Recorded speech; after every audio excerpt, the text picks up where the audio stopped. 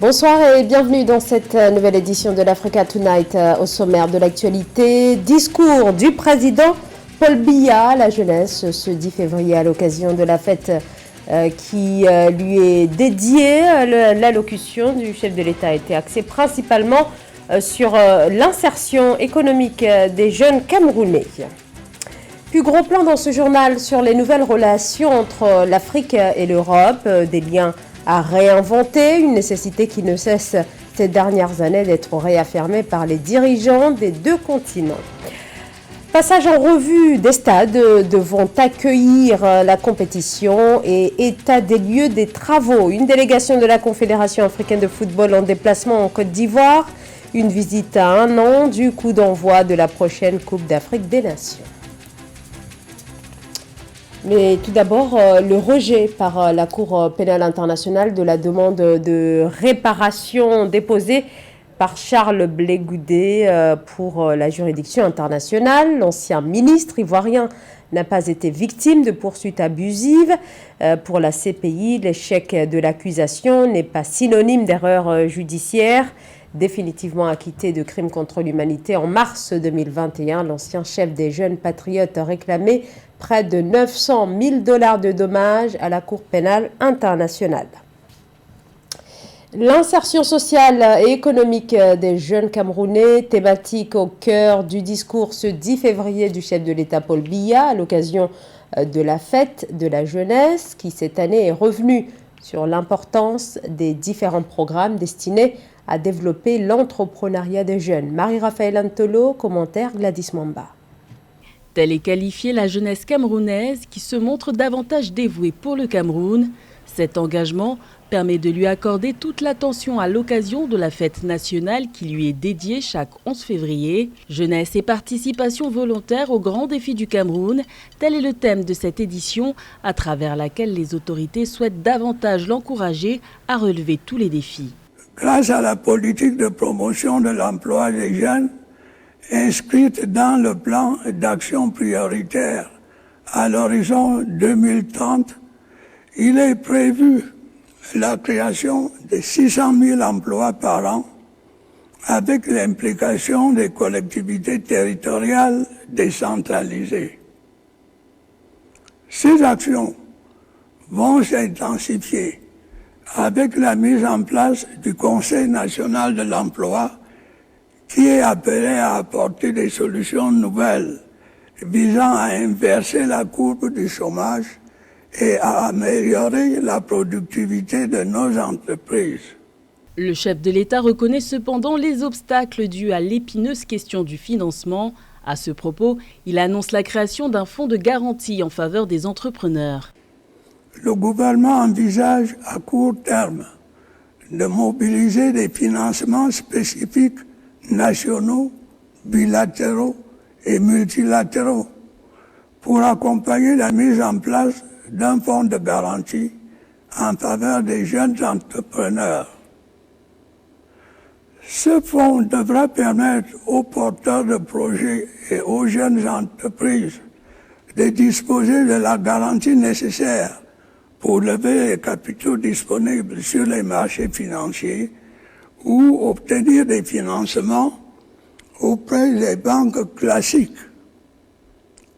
Mais d'ores et déjà, de nombreux programmes sont actuellement mis en œuvre dans le cadre de l'action quotidienne de plusieurs départements ministériels à fort potentiel d'employabilité. Autre grand défi, celui de la disponibilité des compétences pour répondre aux nouveaux impératifs de développement. Des initiatives visant à accroître l'offre de formation ont donc été annoncées par le président Biya, avec notamment la création de 3 nouvelles universités d'État dans les régions de l'Est, du Nord et du Sud. La tentative de coup d'État est liée au trafic de stupéfiants, soutient le président de la Guinée-Bissau, Umaro Sissoko Embalo. Il met directement en cause un ex-chef de la Marine nationale et 2 autres personnes arrêtées dans le passé par l'agence américaine antidrogue. Pour le président, ils sont derrière la tentative de coup d'État avortée du 1er février dernier. L'ancien contre-amiral José Américo Bubo Nachuto, chef de la marine durant les années 2000, Chami Yala, également ancien officier, et Papi Djemé ont tous été interpellés. L'enquête se poursuit. 80 dirigeants africains et européens sont attendus à Bruxelles, en Belgique, les 17 et 18 février prochains pour le sommet Union européenne, Union africaine, rencontre au cours de laquelle les deux blocs vont une nouvelle fois réaffirmer leur volonté de fonder un New Deal économique et financier. Et quelques jours avant le début de ce sommet, plusieurs annonces ont été faites par l'Union européenne. Les précisions de Gladys Mamba. Le partenariat entre l'Afrique et l'Europe se renforce. La Commission européenne a annoncé le 10 février un investissement de plus de 150 milliards d'euros en Afrique dans le cadre de son programme Global Gateway, lancé en décembre 2021. Une annonce faite à Dakar en présence du président sénégalais Macky Sall, qui a récemment pris les rênes de l'Union africaine. Aujourd'hui, je suis fière d'annoncer plus de 150 milliards d'euros par le programme Afrique-Europe. C'est le tout premier plan régional sous Global Gateway, 2 mois après le lancement de la stratégie. Il sera porté par l'équipe Europe et mis en œuvre en partenariat avec vous. Global Gateway est la nouvelle stratégie européenne visant à développer des liens durables dans le monde entier pour aider à stimuler la reprise économique mondiale. Ce programme est censé mobiliser jusqu'à 300 milliards d'euros d'ici à 2027 en faveur de projets d'infrastructures à travers le monde. Global Gateway, ce sont des investissements dans l'infrastructure, dans des infrastructures stratégiques, dans les infrastructures de l'industrie, mais aussi de la santé, la jeunesse, l'éducation, tellement important. Notons que la présidente de la Commission européenne, Ursula von der Leyen, a annoncé le 9 février, lors d'une visite à Rabat, un investissement de 1,6 milliard d'euros au Maroc en faveur de projets d'énergie verte. Ces investissements surviennent en prélude au 6e sommet Union européenne-Union africaine, prévu les 17 et 18 février à Bruxelles, plus de 4 ans après la dernière rencontre du genre. Les institutions internationales dénoncent régulièrement les retards persistants sur le continent africain en matière d'infrastructures routières, un mal récurrent en raison d'un sous-équipement chronique. Le Maroc, qui figure néanmoins parmi les pays où la situation commence tout doucement à s'améliorer, mais pas assez vite, annonce de nouveaux fonds destinés à l'aménagement de ces infrastructures. Amenedji. Le conseil d'administration de la Société nationale des autoroutes du Maroc, ADM, a approuvé mardi 8 février 2022 à Rabat le budget pour l'année 2022, tablant sur un chiffre d'affaires de 3,2 milliards de dirhams, axé autour de l'aménagement des infrastructures routières. Les autorités prévoient par ailleurs une hausse du trafic évaluée à plus de 2%. Elle se base tout simplement sur les statistiques. Aujourd'hui, il y a une augmentation des immatriculations au Maroc et donc ils estiment que sur cette augmentation, sur aussi une évolution de la population qui est en âge de prendre sa voiture et de prendre l'autoroute, elle aussi, elle a augmenté. Donc suite à cette augmentation de 2%, ils considèrent qu'ils vont pouvoir avoir une augmentation des revenus. En détail, 1,4 milliard de dirhams a été affecté principalement à la poursuite des travaux de triplement de l'autoroute Casablanca-Berechid et de celui du contournement de Casablanca. Dans le cadre de l'amélioration de la sécurité routière, la Société nationale des autoroutes envisage également le lancement de la radio Infotrafic 107.7. Ça permet d'informer en temps réel les automobilistes sur l'état du trafic. Par exemple, si vous avez devant vous un bouchon, un embouteillage qui est allé sur plusieurs kilomètres, peut-être qu'il serait plus judicieux, si vous êtes informé à temps, de pouvoir prendre une nationale, comme ça vous contournez.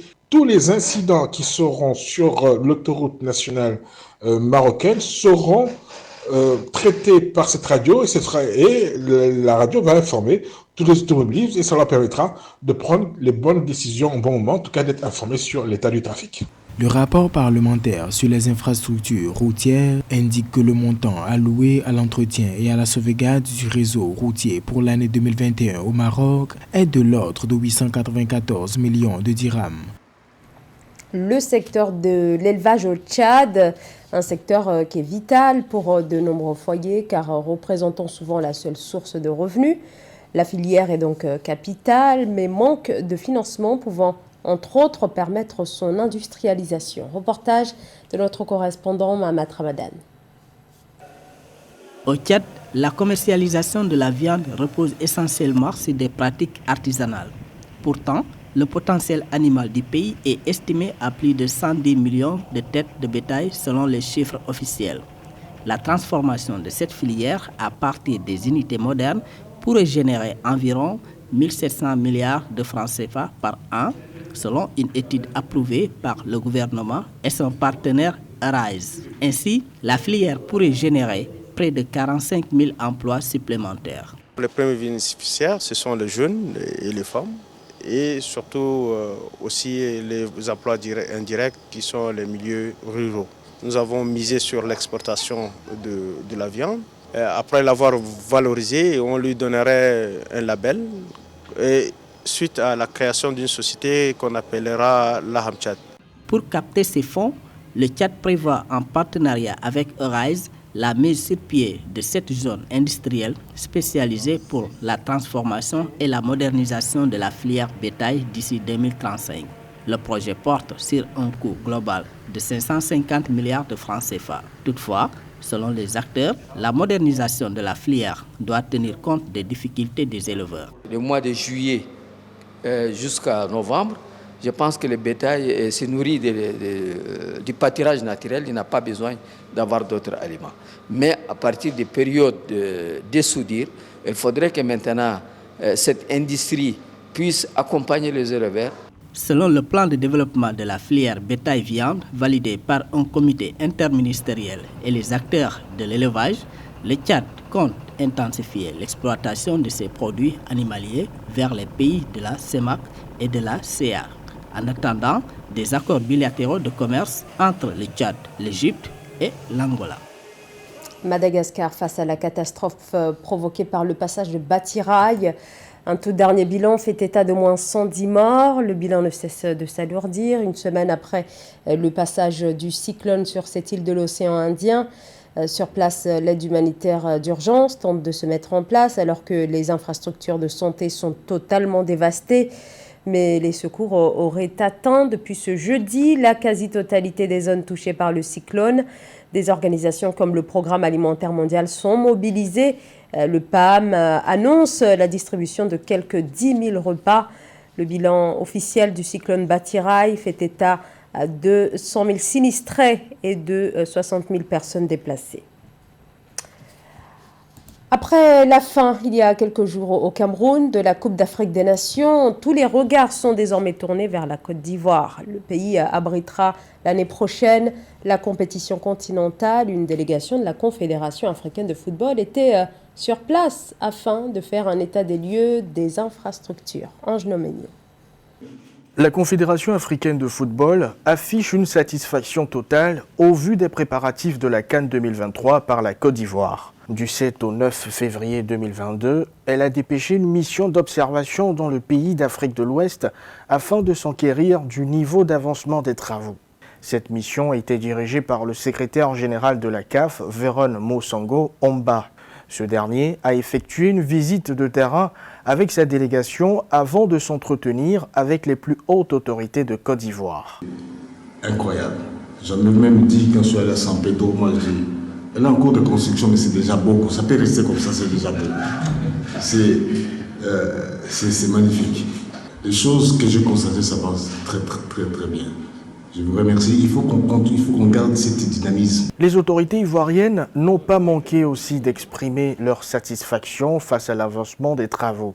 Le pays d'Afrique de l'Ouest mise beaucoup sur cet événement pour lequel il a investi 173,800 milliards de francs CFA. Le fait d'avoir enchaîné directement pour venir ici, comme vous l'avez dit à la demande du président Motsepe, est pour nous un gage de succès déjà pour la préparation dans laquelle nous sommes engagés déjà depuis quelques années avec son Excellence le Président de la République. Il m'a demandé expressément de vous demander de traduire donc au président Motsepe toute sa gratitude ainsi que celui du peuple ivoirien. 6 stades au total vont abriter la plus grande compétition du football africain.